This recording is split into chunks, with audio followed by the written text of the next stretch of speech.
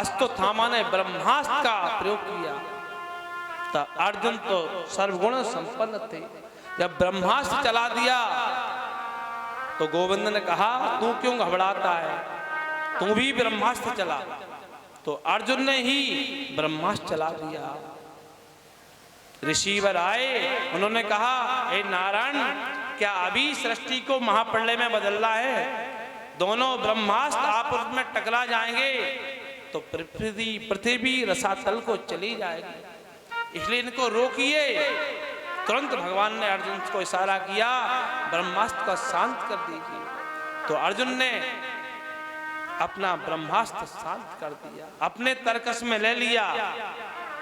अश्वत्थामा से कहा ऋषिवर ने, अश्वत्थामा ने कहा हे ऋषिवर, मैं ब्रह्मास्त्र लौटाना नहीं जानता, दिशा बदलना जान सकता हूं, मैं दूसरी दिशा को लौटा सकता हूं, लेकिन अपने वापस में अपने तरकस में नहीं ले सकता हूं। अरे मूर्ख, जब तू लौटाना नहीं जानता है तो चला कैसे दिया? तभी उसने क्या किया, अश्वत्थामा ने ब्रह्मास्त्र किधर चला दिया, जो अभिमन्यु की पत्नी उत्तरा के घर पर छोड़ दिया, और मन में सोचने लगा पांडव को तो मैं मार नहीं सकता हूं, लेकिन पांडव का जो कुरुवंश है उसको मैं समाप्त करके ही छोड़ूंगा। छोड़ दिया। तब तक भगवान ने कहा अर्जुन, अश्वत्थामा को पकड़िए।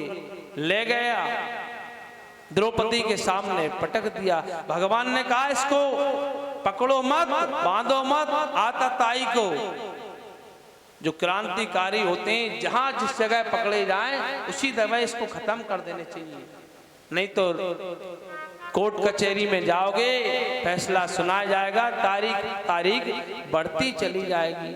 इसलिए इसको जहां जो मिले वहीं उसको मारो, खत्म करो। अर्जुन ने कहा हे गोविंद, मैंने प्रतिज्ञा करी थी द्रौपदी के सामने ही मारूंगा, मृत्यु दंड दूंगा, इसलिए वहीं पर मारूंगा। लेके गए। द्रौपदी ने देखा तो द्रौपदी देखते हुए क्या कहने लगी, मुझता में से ब्राह्मण हो नितराम गुरु, मुझता छोड़ दीजिए। अरे स्वामी, अरे द्रौपदी क्या कहती हो, इसी ने तुम्हारे बालकों की हत्या की है, सोते सोते हमारे बालों का सिर काट दिया और तुम इस पर दया दिखा रही हो। द्रौपदी कहने लगी हे स्वामी, मैं इस पर तो दया किंचन मात्र नहीं है, लेकिन मेरे पुत्र नहीं है तो मुझे कम से कम अपने पतियों का अवलंब प्राप्त है। इसकी माता कृपी, इसके पिता तो द्रोणाचार्य वीर गति को प्राप्त हो गए हैं कुरुक्षेत्र में। ए लौता एक बेटा है, अगर ये भी समाप्त हो जाएगा तो इसकी मां पर क्या बीतेगी। एक मां ही जानती है कि जिसका बेटा चला जाए। तुरंत दया आ गई। तब युधिष्ठिर जी ने कहा द्रौपदी ठीक कहती है, इसको छोड़ दो। मत्तम प्रमत्ते मुनिमत्तम सुप्तम बालम स्त्रियम जड़म प्रपन्नम वृद्धम भीतम नरिपम हंतिम धर्मेभिता। धर्मेत्रा पुरुष, जो 13 लोग ऐसे होते हैं जो धर्म अपनाते, वो कभी उन पर हाथ नहीं उठाते। स्त्री पर जो धर्मवेत्ता होते कभी स्त्री पर हाथ नहीं उठाते। बालक को भी कभी नहीं, जो अनबोध बालक होता है उस पर कभी भी हाथ नहीं उठाया जाता है। मतवाले पर, जो पागल होता है उसको भी कभी मारना नहीं चाहिए। शत्रु पर धोखे से वार नहीं करना चाहिए।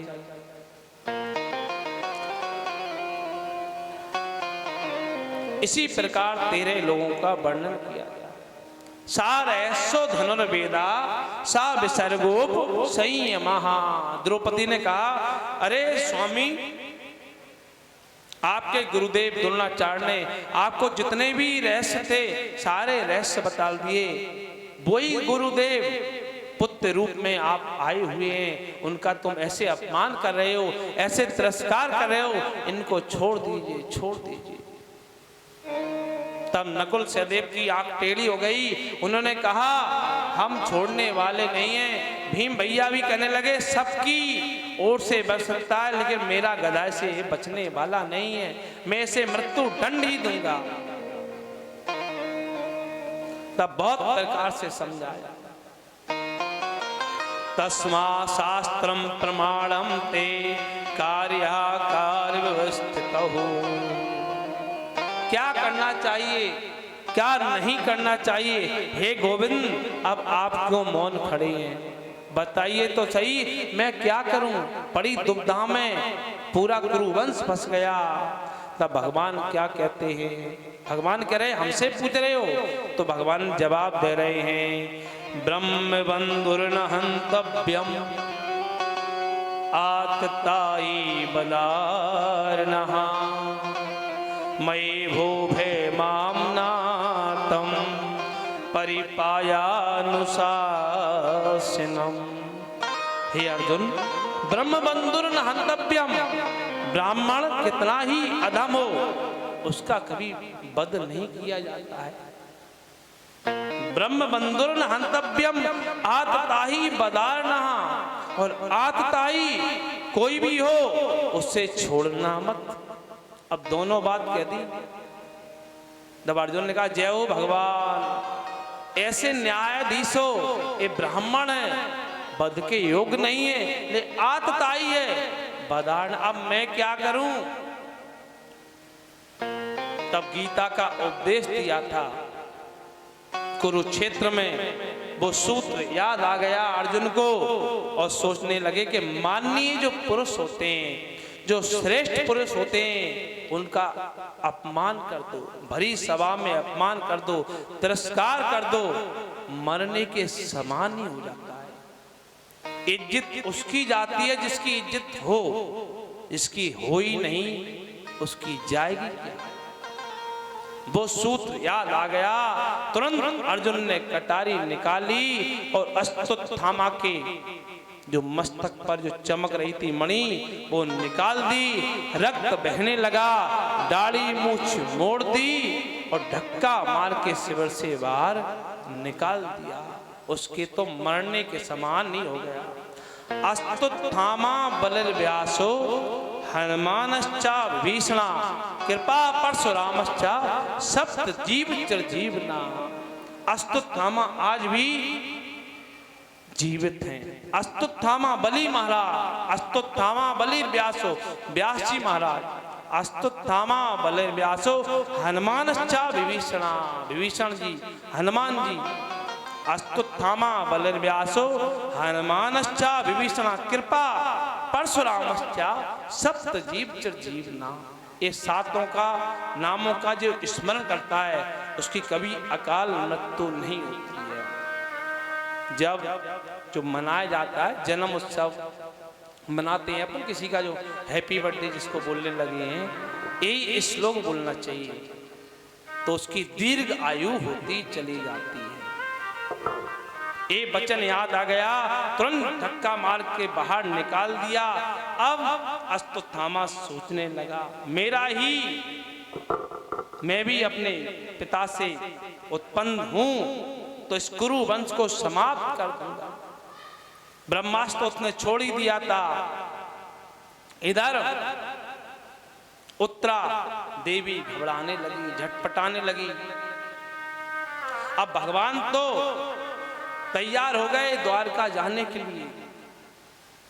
देवी उत्तरा ने भूल नहीं की। देखो द्रौपदी ने भूल की थी क्या, जब भरी सभा में कौरव की पांडवों ने जुआ में उनको हरा दिया था, सब दांव पर लगा दिया था, तो सबसे पहले द्रोणाचार्य के पास में गई, गंगा पुत्र भीष्म के पास में गई, बड़े बड़े जो श्रेष्ठ थे उनके पास में गई। जब सबसे किसी से आशा नहीं मिली, निराशा ही मिली। अपने 60,000 हाथियों का बल बताया। ऐसी संतों की मान्यता है, भीमसेन में 60,000 हाथियों का बल था।